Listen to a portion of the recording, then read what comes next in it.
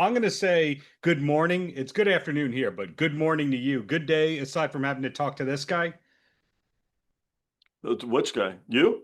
This guy, yeah. Oh yeah, it's a tough Yeah, day in the neighborhood. I'm not Mr. Rogers over here. It's rough. yeah. Tough one, but thank you for taking the time. And congrats on your new book coming out. Came out in April, correct? The audiobook and the physical? 420. 420. So here's a stock question, but a sincere question, because I Okay. really enjoyed your prior book, Memoirs of a Roadie. Great title, Memoir, great Brody, pun. Mister. I loved it. There's no Uh, S. It was memoir. It's okay. So I'm giving you a hard time out of the gates. It's I okay. thought it was pluralized, and I liked the black flag font on the cover, and I'll link to the prior one. But that was about decades of your life story, and then this is a work of fiction. Xemu bit my finger. Uh, Old. no, we're just gonna get everything It's wrong the today. content that matters, Darren. The content. So that's a work of fiction. That other one Yeah. is based on decades of your life. How long did it take to make each of these by comparison? Memoir is a 500-page book. Yeah. And this is a short book. So dramatically different. I'd say I worked on memoir for a few years. Also, there was a huge learning process with memoir. So I wrote it and then I sent it actually to my lawyer, and he's like, "Yeah, it's written really poorly."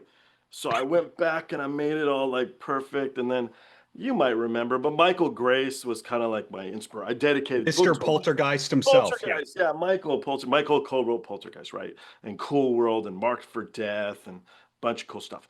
And so I sent it to him, and he goes, "What did you do?" "What do you mean?" And he's like, "It sucks." So I started all over again. What I had done is I had lost my voice.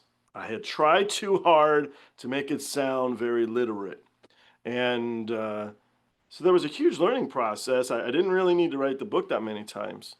And then with the audiobook, I also made a lot of mistakes. So this time I kind of knew a little bit better. And also this was just for fun. It was kind of a bet. The girl I was seeing at the time, she loves sci-fi. She didn't think I could write a sci-fi book, and that's where it started.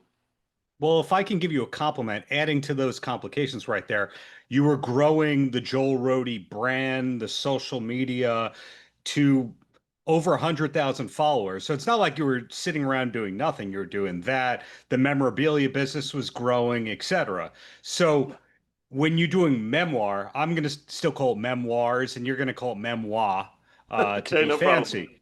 But All right. it East sounds Coast like versus you, West Coast. This is Biggie versus B.I. versus Tupac. yeah. French East Coast and French West Coast. But you always, when you have a creative project going on, it sounds like there's three creative projects going on at the same time. Yeah, I do. I keep myself. I'm like ADD guy. So yeah, absolutely. I mean, but the other thing too is you got to have a lot of irons in the fire when you never climbed any corporate ladder in your life. So there's a little bit of rationale to it. But yeah, most of it's kind of because I'm wacky. So writing this whole book with all those rewrites and redos and stop and starts, is that like a 6 month process? Memoir or this one? This one. So Zemu probably took me about a year, but I'm not writing every day. Like you said, I've got stuff to do. So I write when I can, and then it gets more exciting as you're almost done and you start putting a little bit more time into it. I don't know, did you do that with your book or with your Well, recent one, the David Lee Roth one? the Or no, you David, had deadline. You had deadline. I had a deadline, but I still turned it in like 9, 10 months early, and then they still sat on it for like a year. And then by the time the book comes out, it's talking about May 2023, but I have no idea when it was done. In my case, I didn't know when to finish my book, and I'm going to bring this around to you Oh, sure. because in my case, didn't know when the book was done because I was still looking for the story when I was writing it because it's a human being who's shrouded in mystery. When you're writing sci-fi, it's kind of like an infinite thing. There's no borders, there's no Yeah. glass ceiling per se. Did you know how the book was going to end when you started writing it? No. And that's actually one of my big flaws. So when I was writing, again, I'm going to reference Michael Grace because Michael really taught me a lot about Sure. writing. This is way before memoir. This is way before everything. And he said, you really do. You need to outline everything in a screenplay. I wrote screenplays first. Yeah. And I sucked at that. I sucked at that. And I would always regret it because you'd hit a point and you're kind of like, where do I go from here? And your book or your screenplay or whatever you're writing will just sit until hopefully you get that light bulb and you start working on it again. With Xemu, I was just playing around. So the first like 3/4 of the book, even, it's about some guy selling weed. And then it goes crazy. The guy goes into space and it turns nuts. So there's a dramatic transition. So much so that a friend of mine's like, you should really change it to 2 books. But I didn't want to do that because I thought, why not just hold on for life, and go? And so I did it intentionally. So I knew I was going to end up there, I think. I think. But I did Now, not know how the book was going to end. now you just were a little negative about your screenwriting prowess, but you did have a movie that was made with a major label release soundtrack. So I'm giving you kudos right there. But Yeah, learning how to write a screenplay, then writing a memoir, I'm saying it like you now. that was good. That one. That was perfect. Yeah, that was good. Thank you. Yeah, Nothing to do with writing a sci-fi novel right. and related audiobook. Nothing to do with creating short form YouTube content along the lines of reaction videos. Nothing to do along the lines of the long form videos and long form interviews, which you've also done on YouTube. So, in other words, you've accidentally found your own voice in like 5 different settings. Oh, yeah. You know what? I love it when you put it like that. It's true. And what's interesting here to anybody watching this is all of these pursuits are attainable easily. So to clue people in, when I met Darren here because you brought me on to do my first book, and you told me you were too busy. Remember, I don't have time to read it. Yeah. And then you wrote to me like a couple days later. You're like, I read your book. I'm like, you are a liar. You told me you were too busy. And then you were awesome in holding my hand in starting my podcast. And so what I love about the podcast community is anybody who's podcasting, don't be afraid to write to the people whose podcasts you watch. A lot of them will help you with advice, and that advice will lead your way. It will lead your path. And that was awesome. So Darren, Yeah. owe you for that. That was cool because I enjoy all this. It's fun, man. It's fun. Well, some people, when they finish a book, because I would argue a book is as much work as a movie. Well, okay, no. Movies a more work kind of situation, but they're both long lead time endeavors with many people giving you unsolicited advice, and you wait and you wait and you wait. So they're similar in that kind of way. Some people, when they finish a book, they've already sold the next one or they're thinking about the next one. And then other people go, one and done. I'm not doing that again. Where are you kind of at with I books after was seeing? one and done for a while. I didn't start writing anything until it came up in conversation. I couldn't write a sci-fi book. And yeah, I didn't have anything else that says 500-page book. It's all my stories. It was everything. Yeah. So I was like, man, I should have released it as 2 books because I never anticipated or expected the book to do that well. And the book, if you remember, right out of the gates was just crushing it. Lots of Amazon pre-order #1 lists and memoir lists and yeah. And it was awesome. And then what was nice is people actually liked it. I got people writing to me through email and stuff and saying, man, I left my ass off. Thank you. I'm going through X, Y, and Z right now. Yada, yada, yada. And I mean, come on, and make anybody feel good. I'm like, man, it's good I wrote this book. That was cool. Everybody. So it was fun. And then what do you do next? What's your follow-up? I didn't want to do a music book. I already told music stories. I got a few others, but not a book worth. So I kind of just sat around for a minute trying to figure out what to do. And then it was a challenge, the whole thing of the guy going in space and everything. The book's so absurd. And I'm laughing like a little kid the whole time because it's just crazy. It's so nuts what I put together. And it was fun. I was with Mike Davenport last weekend. Michael's in The the Ataris, yeah. Ataris. Yeah. And so Mike, we were having beers at a buddy's barbecue. And he's like, come on, Joel. The new book's weird, dude. And I'm laughing. I thought it was great. He goes, your first book was amazing. It's amazing. Well, thank you, Michael. Thank you. He goes, but the new one, it's just weird, dude. It's just weird. Well, to rudely interrupt you, I mean, it's a different fan base for Xemu naturally than Memoir of a Roadie, Yeah. than your reaction videos. Yeah. than the podcast Party Like a Rock Star interviews and all that. So I would have to imagine it's different fan bases that don't know you did all that kind of stuff. So is there a connecting site or social media channel that has all this at the moment, or is that the next project? Well, Wikipedia has everything I've been up to. Outside of that, no, I don't have any sites. I did have a site, I let it die. I've just been focusing on my YouTube channel. But you're right, a lot of this did not cross over, and that was honestly a little unexpected. I thought that with the amount of people who read memoir, some of them would want to read the next book. And then Amazon has a thing where you can save your favorite writer. And so there was hundreds of people in that. So the people that cross over, not so much. They want more music stuff. And I didn't think about that. And so it's been a challenge. No, it's totally been a challenge. And then you're right, my podcast is, but it specializes really on international metal, mostly metal music. And Hmm. so it's all very, very different than this.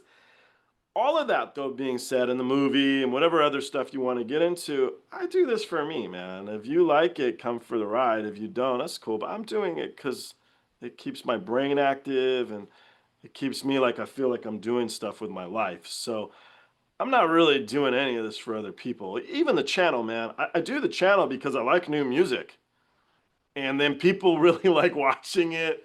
And some of the comments are pretty good every now and then. When people roast me, those are good. Your frame, the best one is your hat is too small for the frame of your body. That's my favorite one. That's great. So, I see. Normally, you give credit to people who have creative insults, but you have to know that that person used that same insult five other times that week. That oh, like but mine wasn't was a the best. one-off. Mine was the best. I thought that was, I don't know, man. That guy made my day. I thought that was so, so funny. But you do meet a lot of international people, and a lot Yeah. of my market is a Japanese audience, and I dig the Japanese metal community. They're Hmm. so nice. And the music is genuinely really great. I really honestly like it. So it's fun. It's really, really fun. Do not start a podcast though, because you want to make money. You won't. You won't. You got to have passion. Do not make a movie because you think you're going to be Steven Spielberg. You got to love the movie industry. The difference is exponential. Making that movie was hard for real. And making the book was not nothing like that. Making that movie was hard, real hard. Last time I checked, the movie was still streamable on Amazon Prime Video. Is that the case? Yeah, it is. I'm trying to actually get the original version so I can up-res it so it looks better. And it's a challenge. My God, the media has changed so much. So, because that was shot on DV, on Hmm. DV cam, yeah. But it was a great experience. And I just saw it was Tiny Lister's birthday, someone said. And I'm like, oh, I remember that guy. So the film was really fun. It was nutty, but it was to try a different path and see if maybe that was a good path for me. I'm not a film junkie. I should have stuck with the music stuff. But making a movie is pretty cool. Ooh, and that did overlap with the first book because some of the musicians you had roadied for and been on the road with were on the soundtrack to that. And then some of those people did wind up on the podcast when it was more interview oriented. So your projects have overlapped whether or not you realize that. They have, but these are my friends. So you're as strong as your social circle, maybe. But yeah, these Sure. guys are my buds. I grew up with these guys. Doug Carrion, he sat me down when I think I was 15 years old and explained to me how the music industry works and every person working in it. I'll never forget how cool that was, man. He spent hours explaining to me, and I had my friend with me at the time. My friend was hating it. He just wanted to leave, and he did not work in the music industry ever. So I respect a lot of these guys that take their time to, influence a younger audience, and so hopefully you and I both do that too. I don't know. I hope so, hope so. And Xemu does, even though it's sci-fi, it does get pop culture oriented, not just with Elon Musk, but Letterman, etc. So all these years later, you are a person clearly consuming content. Yeah, and the Letterman thing was when I wanted to do a podcast, I didn't know how to start with the interviews. I mean, you've been doing it for so long. I don't know if you even remember your first few and were you nervous? I'm sure, right? I don't know, but I didn't know what I was doing. In the beginning ones, I drink a lot. You'll watch me drinking beers like crazy because I was nervous. And then I go Well, to never drinking to ever. rudely interrupt you, it was COVID. It was a different time, and Yeah. everyone was drinking a lot more during COVID, or generally speaking, everyone was. So, And I in your got beer defense, yeah, sponsorship. And the beer sponsorship helped. yeah. But I truly loved it. The stories were as I expected. They were fascinating, man. Some of the roadie brethren I have better stories than me. They're incredible. And so I loved all of that. Reaction videos was a surprise.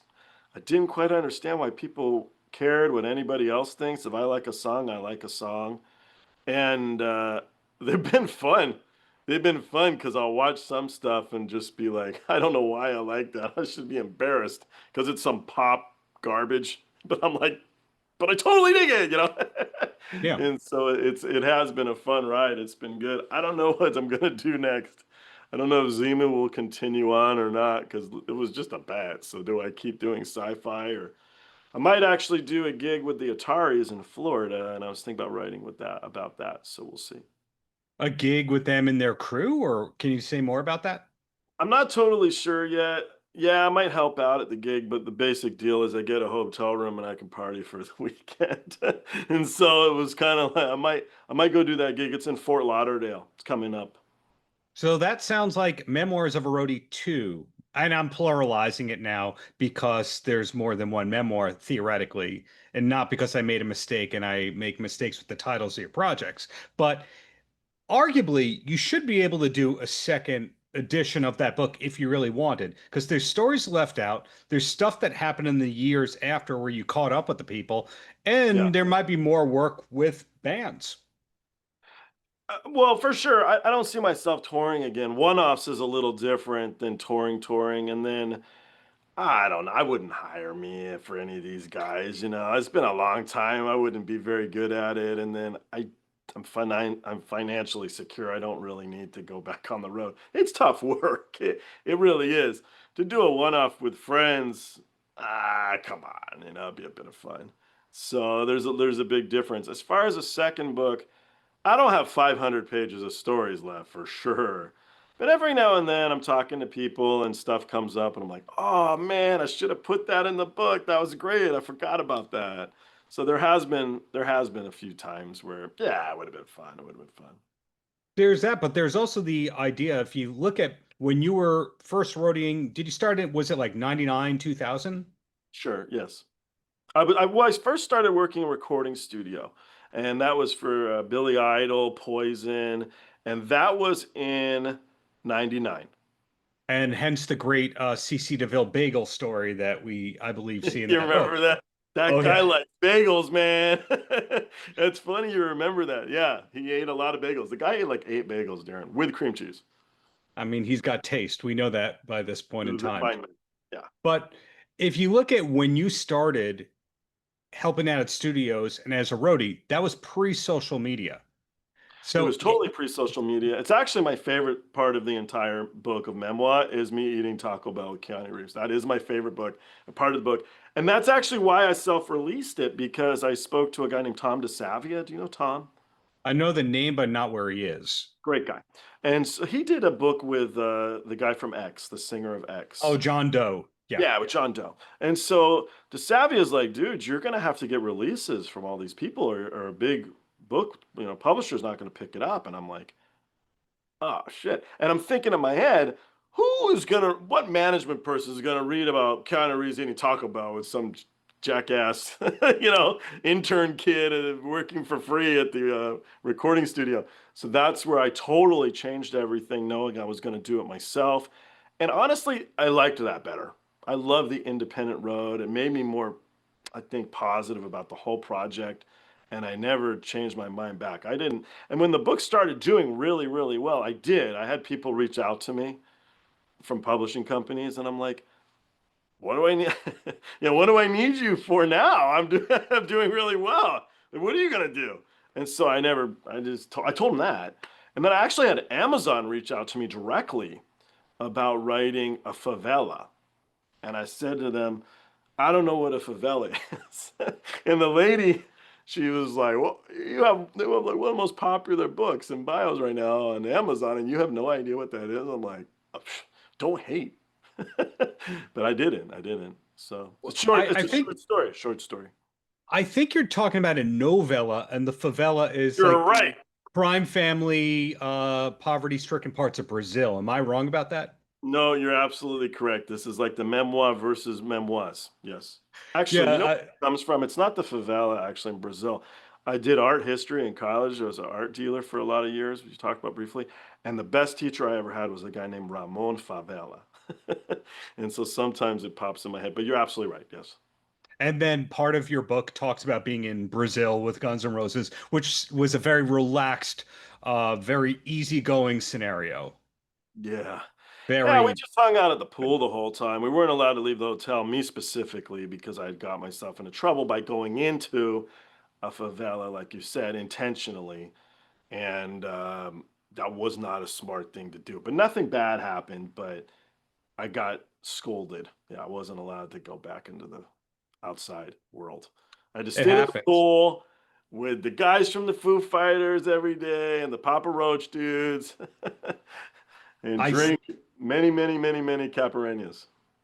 I still think there's a second book, compiled stories of then and now with that. But Zemu, there is a chance of a second book, you said? You know, maybe I just really enjoyed it. It's nice having no boundaries. It's nice to just be a little kid. It's so cheeky, the book. It's really funny for real. You know, the heroine of the book is Caitlyn Jenner. Caitlyn saves the day and stuff. And I just like the idea of no boundaries and just pulling in whatever I felt like with any celebrity. I don't talk smack about any of them.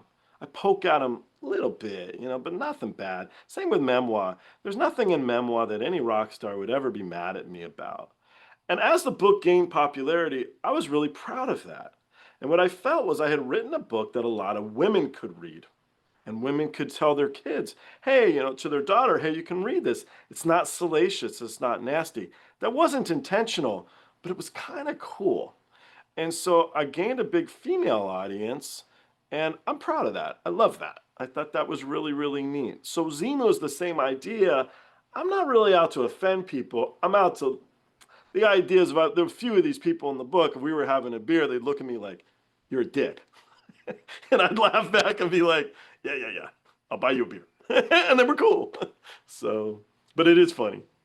So what I'm hearing is Joel Miller is a lover, not a fighter. I am loving, yeah, I'm a very nice guy. See.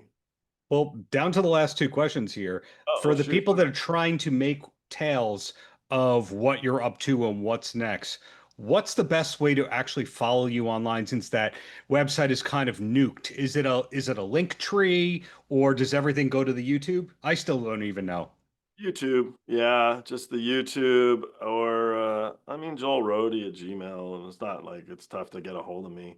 I got a lot of people that email me. Most of them is like, can you react to this video? So, but yeah, I'm easy to get a hold of. Get a hold. And last question I have for you, and I don't know if this gets a two-word response, like a hell no or a diatribe. And that's we've talked about you actually had a film made with a major label soundtrack. You've actually written two books because anyone at the bar that you meet will talk about how they have a book in them. They don't actually finish it. You did those things. They'll talk about how they should have a podcast. They don't necessarily launch it. You've actually done all these things. Is there still a medium, a kind of media, anything that you haven't done yet that you're still hoping one day will happen? Because again, you're one of those people that actually follows through and does the things they say they're going to do. You know, it's funny. I got a good friend. We go out to dinner a lot, and we do the question of when you buy a lottery ticket, what would you change in your life? You know, Mhm. I don't think I would change very much. I try to think I really wouldn't. I do real estate. That's really my income. And maybe I'd sell off some stuff that's more of a pain in the butt. But what's next? You know, what's next? What's the next chapter? What's next world? I think all of us, we should all be looking for our next chapters. And you don't necessarily need to know your next chapter. Part of the fun of living is finding it. So I'm not sure, but I'm not worried about it either. So I'll keep the podcast going for now. I derive a lot of enjoyment from it. It's pretty good. Some of these new acts I find really talented. I enjoy them. And the next book, there'll probably be a next book, but I don't know what it's going to be about. I don't know what I'm going to do. I should probably write it about music because I have a little bit of a music following. It would be helpful. The Atari's one-off might be fun. We were talking about it. I got to see what the shortest page count on Amazon will let you do. I don't know. It's probably like 30 pages or something. So do that. So I'm looking forward to the next memoir titled "I'm Not Worried." What's the quote that you just gave me? That's your accidental book title. I'm not worried, or I'm not sure, and I'm not worried about it. Was that the next one? Yeah, I don't know. Whatever the next chapter is yeah, what are you breathing for? What are you living for? Is it your kids? I don't have any kids, but is it for your kids? And what's your modus operandi? Why are you looking forward to get up tomorrow? And so, I don't know. I started drawing again. I used to draw. So those will Whatever's not. coming next, we're looking for it. And thank you Right. for being Joel A. Miller.